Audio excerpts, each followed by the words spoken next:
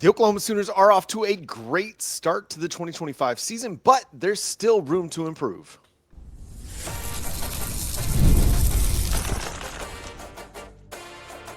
You are Locked On Sooners, your daily podcast on the Oklahoma Sooners. Part of the Locked On Podcast Network, your team every day. What's up, Sooner Nation? Welcome to Locked On Sooners, and thank you for making Locked On Sooners your first listen every single day. Shout out to all the everydayers out there. Tune in and subscribe to the show wherever you get your podcasts. Today's episode is brought to you by FanDuel. Right now, new customers can bet just $5, and if your bet wins, you'll get $300 in bonus bets to use across the app. Download the app today. I'm John Williams of Sooners Wire and USA Today Sports. He's Jay Smith of Unfair Sports. Get your college football and Oklahoma Sooners fix over there as well. And on today's show, we're going to talk about some of the biggest surprises in the SEC, both from a positive perspective and maybe some that have been a disappointment through 5 weeks. We're also going to discuss where Oklahoma landed in the recent polls. But first, we're going to talk the first 4-game report card. This is the first quarter because, Jay, if the Oklahoma Sooners were to make the college football playoff and go on an extended run, they might play as many as 16 games. So we're in the first quarter, man. So from a big picture perspective, Jay Smith, how would you grade the Oklahoma Sooners offense? So, John, when I look at, there's a lot of factors that I take into place when we talk about how we want to grade a team. And I probably give them a B plus. And here's my reasoning why. The offense is light years ahead of it was last year. Like statistically, we're way past what we were last season. I think last year we threw for maybe 2,000 yards, just over like 2,200 yards. And we'll probably pass that in like 4 games based upon the way that our quarterback play has been and our offensive play has been overall. But the biggest thing is that run game still got to show up. We haven't produced much on the run game as far as the big games go like we would like. And we know we have the horses to do it. We know we have the offensive line to do it because if there's one thing I am proud of, which helps boost this B plus grade, is not only the play from John Mateer and the wide receivers, but that offensive line has been blocking like crazy. Oh, yeah, we also got a tight end, and that's been pretty productive as well. So statistically, we've put together all the pieces that we need, and we have the parts. We just need to get the final infinity stone added to this group, which is a run game. And if we can get a running back and a run setup or a scheme that gets us a consistent 100 yards a game, man, we'll be cooking. So what are you thinking? What grade would you give them to start? Yeah, I'd put them at a B plus. I mean, they've done what they needed to do offensively to win games. And that's what we've said all offseason. That's what we've said going into the season, is that all this offense needs to do is enough. They don't need to be 2017 Oklahoma to go be successful this season. But they're putting up 31 points per game. They're putting up a bunch of yards through the air. John Mateer has cooked when he's had an opportunity to run the ball and not had any injury to deal with against 2 really good defenses in Michigan and Auburn. The only thing holding this team back is a consistent running game. And that comes from, okay, we got to figure out what this offensive line does well. So far, it's not been great. It comes from either figuring out a better way to utilize Jaren Kanak in the run game or to minimize his exposure in the running game. There are ways that they can make adjustments to how they run the ball to help it run more efficiently. And I imagine that they spent the bye week and they're spending this week preparing for Kent State, trying to do just that. Now, it's tough. You're going up against one of the best run defenses in college football in practice. So it's hard to gauge exactly how it's going to be successful in practice and then translate that to the football field. What I saw this past Saturday while Oklahoma was on a bye was that teams were able to find running opportunities even against good defenses. So it's up to your coaching staff, it's up to your offensive line to figure it out. Because if Oklahoma wants to be a successful team this year, they're not going to be able to get by not being able to run the ball effectively. They don't have to put up 200, 300 yards a game to be effective, but it's going to have to be 3, 4, 5 yards a carry on a regular basis. Yeah. Consistency is going to be key, and that's probably the most important piece. The other thing, though, John, that I was thinking about, too, is that kind of knocks their grade. To me, the team would be an A if we didn't have these turnovers. I think that's also the big piece, right? You got a couple fumbles, and it's really silly stuff. It's more of a quarterback wide receiver miscommunication. Quarterback thinks receiver's going to be here, receiver decides to make a change or something, and you get interception. That throws off things. And to me, if you don't have those two interceptions against Temple, and this against Temple and Illinois State, they don't score. And so you basically put points on the board and you really hurt your red zone percentage because of that. Because, like I said, after they got the turnover, they didn't go anywhere. And then you get lucky that the Satania fumble was overturned. Mechanic fumbles on one of his first catches. So you got a lot of little turnovers that you got to clean up. And because you can't do that in SEC play and think you're going to survive. I mean, we survived Auburn from it. Thank goodness to a second quarter play that, changed the world for everybody, that sent out statements all around the world. But, it happened in the second quarter. So that's the only thing that helped you. You got to make sure that you don't keep giving back the ball. So we got to clean that up.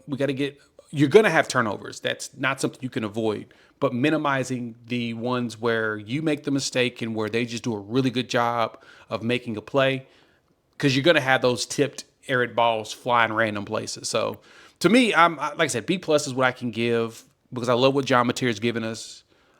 Tory Blaylock has been a nice spark plug. We need to get healthy in the back. I want to see more X-Rob as well as Taylor Tatum, and hopefully Jaden Ott's ready to play. He should play in this Kent State game. To me, if he's healthy enough and he can play Kent State, he plays. If he doesn't play, you may need to go ahead and focus on Tory Blaylock being your feature back going forward. And then, of course, Kanik was a great surprise. Wide receiver room has been pretty solid. They've been consistent. And I remember hearing in practice, like during, I think it was spring, I think it was spring, and a little bit of fall, you were hearing about drop passes. That was kind of a thing that was starting to happen. And we haven't really seen that. They look good. They look great. So, yeah, I can keep it in the B area. I want it to get to the A. I think it can get to the A. Yeah. We gotta put together an entire complementary offensive game. Yeah, with the defense that you've got, your run game has to be a significant part of your offense because your defense is going to put you in positions where you're going to be able to milk clock. And if you can't run the ball, that's going to be really, really difficult. Like special teams wise, you're playing good complementary football with your defense. Offensively, you just gotta pick it up and to take it to another level. And I think the offensive line is capable of it. We've seen guys on this offensive line have success in the run game. It's just putting it all together. And I think some of it could just still be a evolution of learning Ben Arbuckle's offense.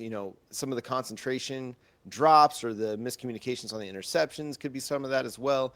So I think the offense will start to pick it up a little bit. But, yeah, the turnovers are a problem. Better offenses will make you pay for those turnovers. You can't have them. You can't have them in your side of the 50 especially. You've got to take care of the football. We didn't get a chance to talk about the defense. We'll do that coming up next as we also talk about where Oklahoma lands in the USLBM coaches poll and the AP top 25. One more note from Jay before we move on. One more note before we go over there, though. I was thinking about on the offensive side, gosh, and I just completely forgot exactly what I was going to say. I love when that happens. That completely just went blank. But, yeah, no, complimentary ball is going to be critical. We get the complimentary ball portion of it going on offense. I think that this team has a chance to really make waves. But, hey, that's what it is. As you said that about killing clock, if there's one thing I can give to this offense, John, I gotta say, they do a really good job of getting better and better as the game progresses. You saw that even in Michigan, you kind of struggled to run, but then on that final drive, that 8-minute drive, you were knocking out 6, 7, 8-yard runs. It's like they were able to get the muscle to do it. In that Auburn game, even though you did mostly passing because you were driving down the field for the game-winning drive, it's like the line gets stronger, the run game gets better as the game progresses. We need to start off strong like that. Let's get that force on play 1 instead of on play number 43. Yep. Got to hit the ground running. Pun intended, absolutely. Let's talk about the defense and where they grade from a big picture perspective coming up next, as well as we'll talk about where Oklahoma lands in the polls.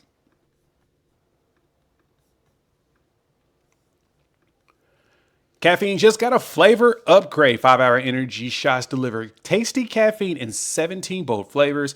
Each 2-ounce pack shot packs the caffeine of a premium 12-ounce coffee, plus B vitamins and nutrients with zero sugar and zero crashes. What I love most about how portable they are, because they got a big taste, small shot. You can take it anywhere and get the boost when you need it, especially when I'm traveling. I'll grab my berry one, throw it in my suitcase, try to grab a few of them. That way, when I start my day off, recording with John and then going to go do some stuff for work, I'm able to actually have the energy to make it throughout my entire day, because my days get busy and I have a tendency of not taking care of myself. But 5-hour energy gives me the boost to make sure I remind myself, oh, go eat, go drink, go take care of yourself. So enough with boring, flavorless caffeine. It's time to get your caffeine and flavor upgrade with 5-hour energy.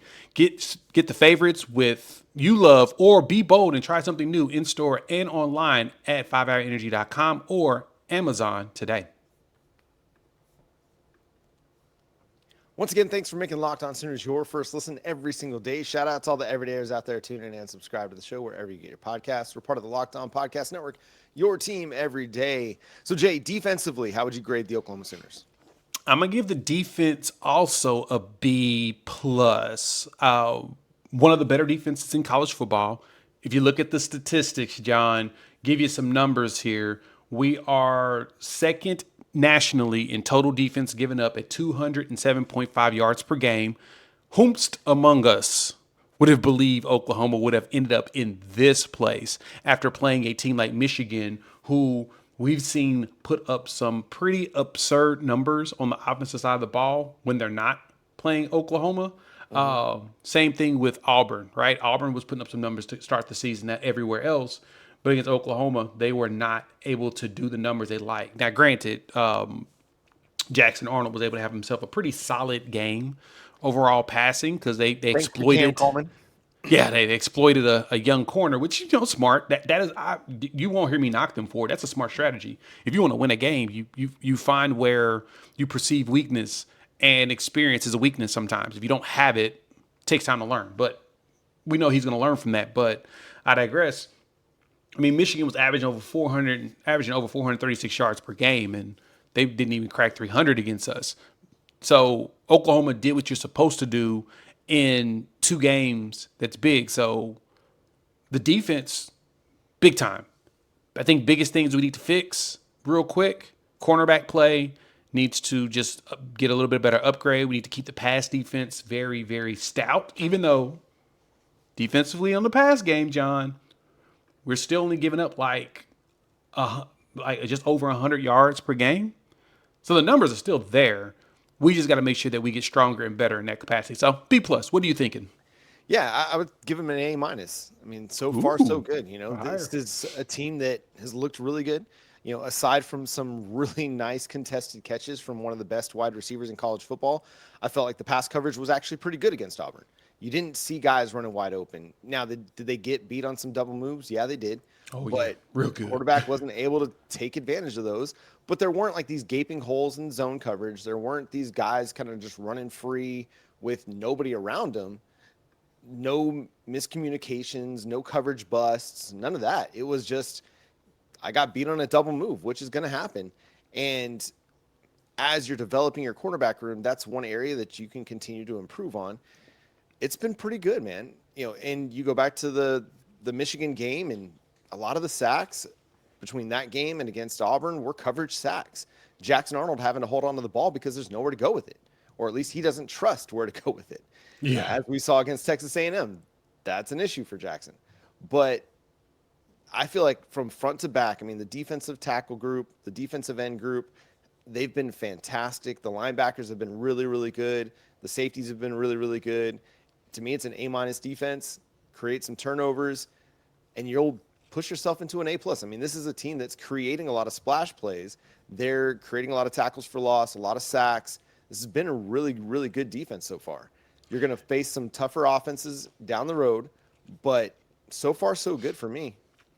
Yeah, it's crazy that we've only given up an average of 118 passing yards per game, with the biggest one being Jackson Arnold doing 220. He's the leader against us so far, with Underwood being behind him at like 149 or something. But I would have never expected that. Like last year, when we're dealing with the injuries you get the emergence of an Eli Bowen mid-season, so you start to see some good stuff. But it was tough last year.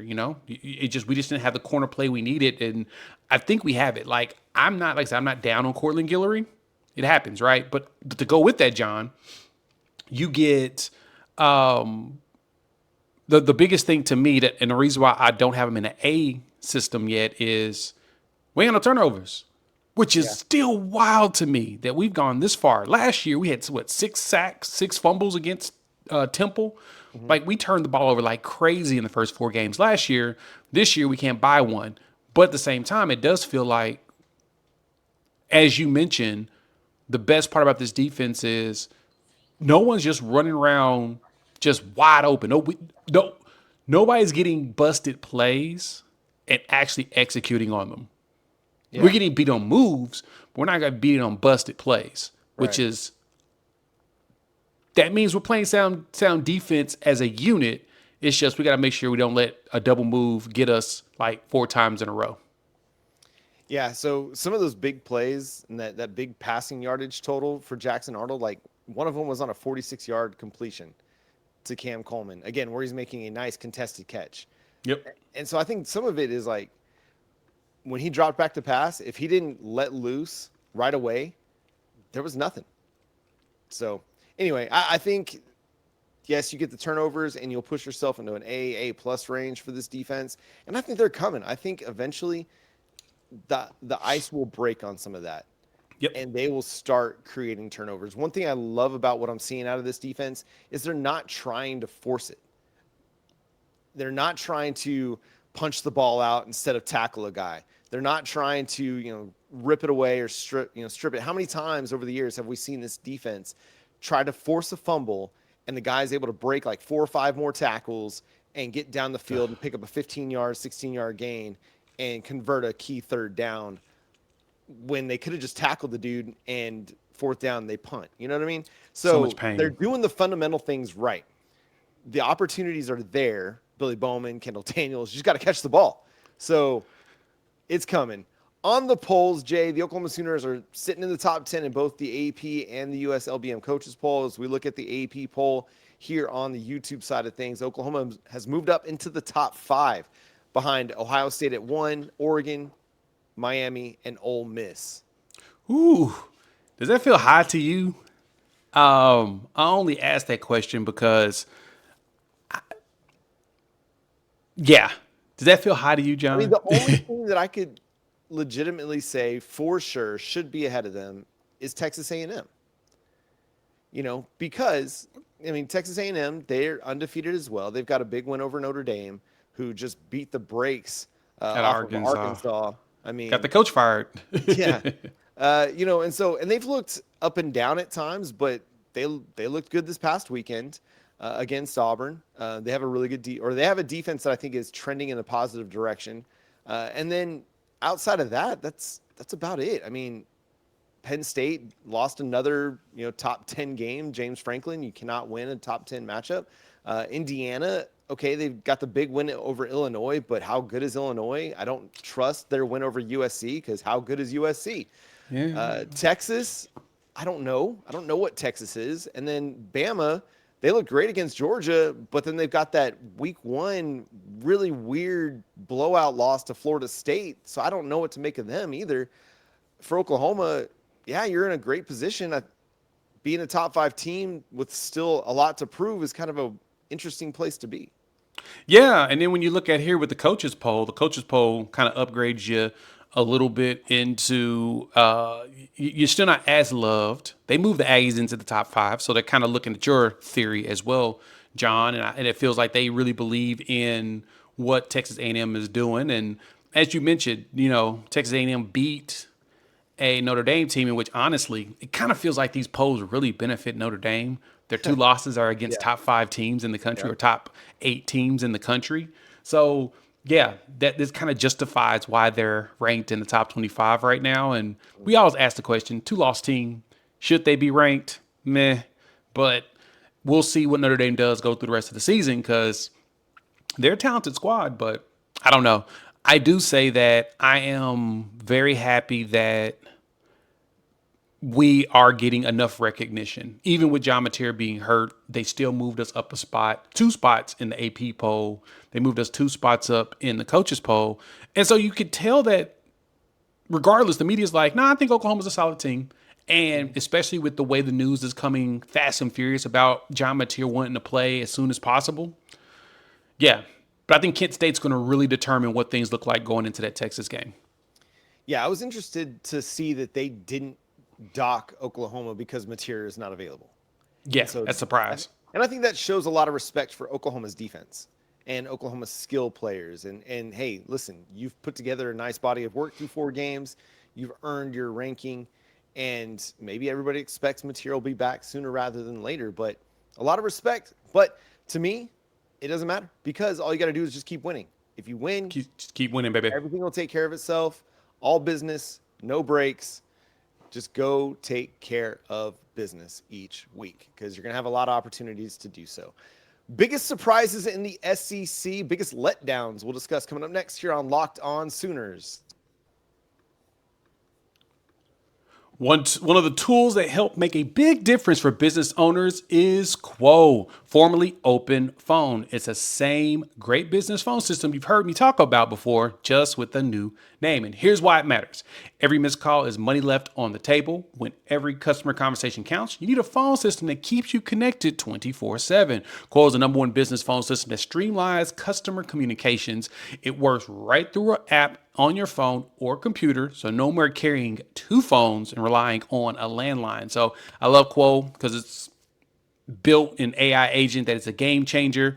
It can answer calls after hours for you. It can answer those after hour calls, capture leads, and keep business moving even when you're off the clock. And so see why over 90,000 businesses trust Quo, formerly Open Phone. Get started for free and get 20% off your first 6 months at quo.com/lockedoncollege. That's QUO.com/lockedoncollege. And if you've got existing numbers with another service, Quo will report them over, no extra charge. Quo, no missed calls, no missed customers. And the NFL season is here, and FanDuel is offering you don't want to miss. Right now, new customers can bet just $5 and get $300 in bonus bets if you win. That's right. Pick a bet, put down $5, and if it hits, you'll unlock $300 in bonus bets to use across the app. I love how easy it is to get in the FanDuel app, especially like you see as I'm traveling on a regular basis. There's a lot of places I can go, jump in there, keep the action spicy as I'm watching my Sunday games. Maybe my Bucks can pull off something, cover a spread for me or something. But there's so many different things to pick, from making parlays, from live picks, live lines during the game, and all of that. And it makes it a lot more exciting to watch the games because, got a little stake into it. So what are you waiting for? Visit FanDuel.com to download the FanDuel app today and get started. Once again, thanks for making Locked On Sooners your first listen every single day. Shout out to all the everydayers out there tuning in and subscribe to the show wherever you get your podcasts. We're part of the Locked On Podcast Network, your team every day. So, Jay, we're 5 weeks into the 2025 college football season. I know it's flying fast already. We're going to be in December before we know it. Who's been one of the biggest surprises in the SEC for you? Either somebody who's exceeded expectations or somebody who's been a letdown so far? Let's start with the exceeded expectations. I'm going to go with Ole Miss. They lost a lot of solid skill spots. And then, of course, their quarterback gets drafted, late in the first round. And he won a game for the Giants on Sunday as well. So, pretty good for him. But, right, I know. Sorry, Cowboys fans. Y'all, it is what it is. But Trinidad Chambliss has been fantastic. And I'm surprised. I'm still asking the question, how did he not win in fall camp? Because he plays like he's that dude. But at the same time, it's also Lane Kiffin.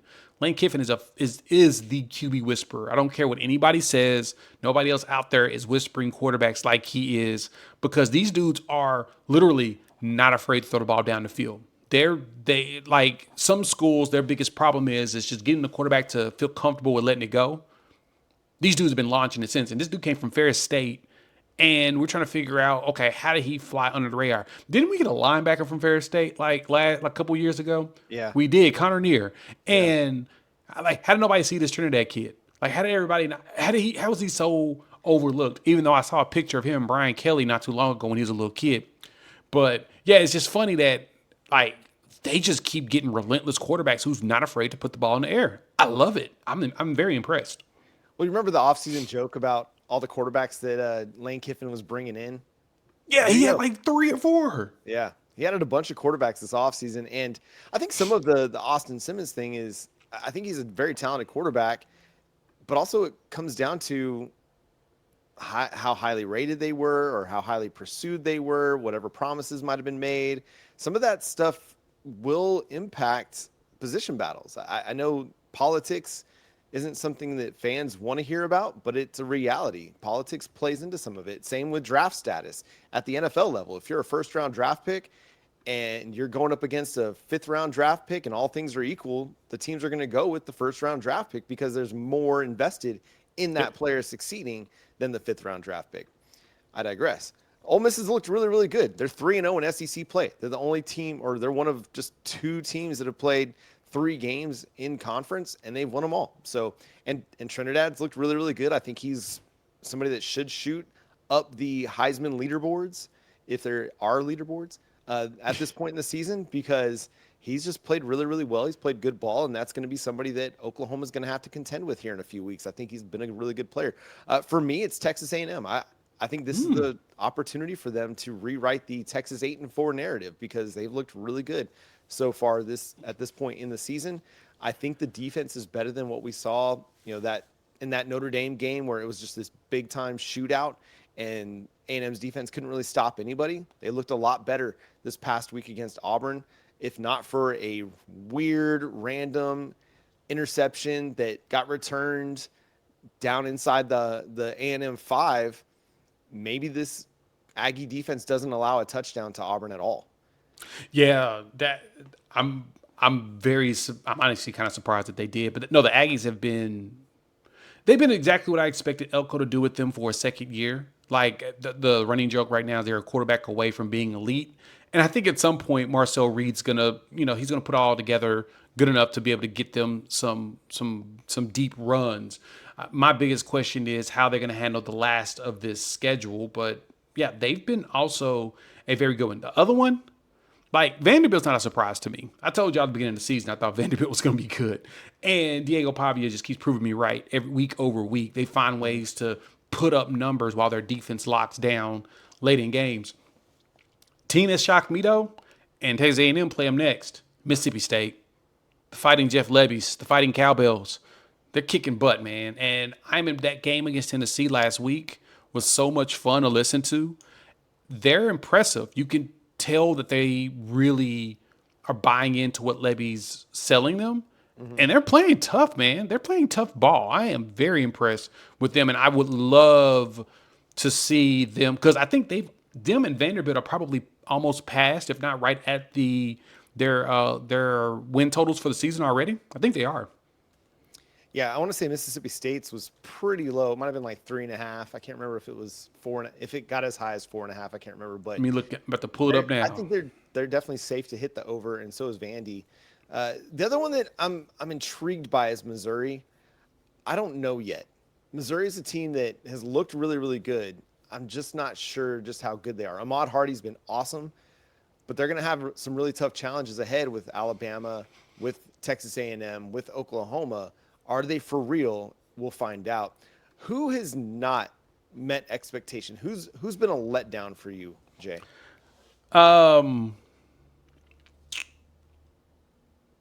It's probably gonna have to be, yeah, LSU. Yeah.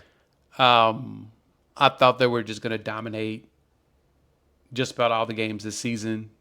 They didn't so far. But honestly, South Carolina's a little bit more disappointing. Like, even though I was telling people that I had a lot of questions about Hmm. who's going to be the named players for them. Yeah. And granted, when you go listen to the insiders for them, they had ideas, but it was never nothing definitive enough for me to feel like, okay, you don't have Rocket Sanders, who we know is really good. You lost some good players on defense, A lot of good players. a lot of good players, and you've got to retool it. Now, some of the young talent could be good, but they ain't got a whole bunch of Dylan Stewarts out there.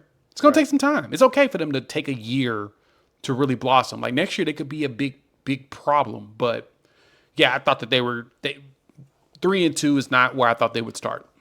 Yeah, I just felt like they lost too much on defense, and that was a big part of their team last year. And they were able to get good stops. I mean, you lose a Kyle Kennard, a Tonka Hemingway, the dude Nick Imanmori out of the I think that secondary. is, yeah. Yeah. Uh, Incredible athlete, really good playmaker. So they just lost a lot. I mean, 5 guys got drafted from South Carolina, which, like, if 5 guys get drafted off of Oklahoma's defense here next year or in the next few years in a single draft, you're like, okay, no big deal. We got a lot of depth. South Carolina, I don't know if they've built up that defensive depth yet, that defensive stockpile to easily replenish every single offseason. For me, LSU is kind of the one. I projected them to be an SEC title contender. I expected Yeah. them to be playing Georgia in the SEC championship, and they just haven't met expectations. The offense has not looked good. After what I saw out of Garrett Nussmeier in the final 2.5 quarters against Oklahoma last year, I thought, man, this dude's going to be a Heisman front runner. I thought, just like everybody else, the skill position players were going to be good enough. Caden Durham's awesome that this offense would cook, and it just hasn't. And I guess what we saw from their offensive line last year that was just kind of even though they had some really talented players at tackle, it has not looked good, and they just cannot do enough to get that offense going up front. Is it because he was on the juice when he played against us in the second half of the game? Because I bet some corticosteroids were injected into said shoulder to make sure that he could feel pretty good about it. But I agree. Yeah, that's probably what it is. But also one other team that we probably should have had number one on our list, but we both are at this point like this is kind of what we would have thought. Florida, gosh, Lagway is not. I mean, when we saw Lagway at SEC Media Days, we're like, dang, that's a ginormous human being. He is a first round all aesthetics, all American, period. Like you see him, you're like, oh no, that's what a quarterback looks like. Yeah. That's what an NFL quarterback should look like. And his play has not been there. no, They've been brutal. Those 3 losses, the South Florida loss was made me say, And now they have a chance to start the season 1-4. The question is Billy Napier survive? We just saw Pittman couldn't, but can Napier survive this Texas game?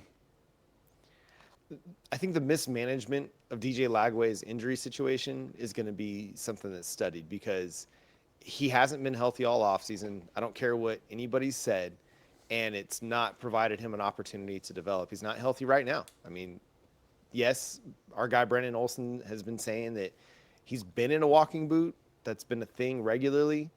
But if he's having to stay in a walking boot, don't play the guy. I get you don't have many other options, but you're not helping his development by running him out there not prepared and not healthy. So, yeah, Florida has been a disappointment for sure. I mean, we'll see. I mean, there's a lot of football still to be played, and a lot of things can change, but the defense is really good for Florida. We'll see. I like it. We'll see Yeah. if they can turn it around offensively, but they got a big test this coming week against Texas, and that might be the end of it. I mean, if Bill Napier can rise to the occasion and get a big win over the Longhorns, might be enough to save his job. We'll see, at least for another week. Yeah, we'll see on that one because that Florida defense, got to give them props. Your quarterback throws 5 interceptions and you only give up 1 offensive touchdown. Yeah. You're pretty stout. Or is that LSU's offense just can't figure nothing out either? A lot of questions in that part. A lot of questions still to be answered. And one team we really didn't throw enough love to in this segment, and we should before we get out of here, is Alabama. I wasn't sure what Alabama was going to be coming into this season. A lot of people were hyping up Ty Simpson. I needed to see it first to believe it. And I'm a believer. The dude looks really good. He looks really sharp. He looks really accurate. He looks really confident and poised in the pocket. Every third down against Georgia, I felt like was going to be converted because Ty Simpson just looked so good throwing the ball on third down the field. So Alabama's going to be a problem the rest of the year. We'll find out against Vanderbilt this coming weekend. Because I'm gonna be honest, Bama be doing that to Georgia. That's what Kalen DeBoer does to Yes, certain coaches. I get it. Yep. He has ownership stake Yep. with Smart, Sark, as well as Lanning. So I don't know. I don't know if I can believe it yet. I'll believe it when I see it once more. Yeah. They get Vandy at home this year in Tuscaloosa. So Buddy. hopefully Vandy's not pulling the upset on their home field. That would, I think, have a Nick Saban coming into the locker room or on the sideline a la Jerry Jones. But that's going to do it for today's episode of Locked On Sooners. Thanks so much for tuning in, being a part of the show. Subscribe to the show wherever you get your podcasts. We're free and available on all podcast platforms and on YouTube, so hit that subscribe button. Hit that notification bell to let you know when new episodes drop. Follow Jay at Unfair Sports. Go check out his channel, Unfair Sports, on YouTube for more college football and Oklahoma Sooners coverage. You can follow me at John9Williams and read my work covering the Sooners over at SoonersWire.com. The show is at Locked On Sooners on all your favorite social media profiles: Facebook, TikTok, Instagram, Threads, Twitter, Pinterest, wherever you like to consume Oklahoma Sooners content. But until next time, he's Jay Smith. I'm John Williams. We'll talk to you then. Boomer. Sooner.